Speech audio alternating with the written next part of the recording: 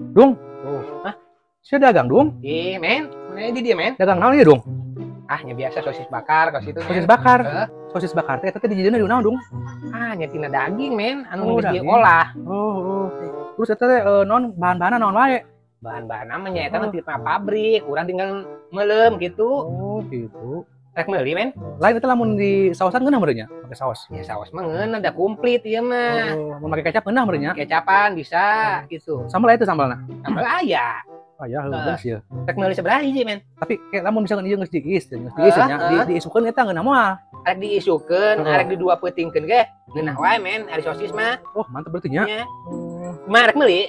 Tapi ieu teh mana teh Dung dagang ieu, di dieu payu gitu, payu pisan. Ya alhamdulillah, men. Aya wae Jadi lah gitu. cocok jeung letah urang payu mah. Jadi arek meuli, men.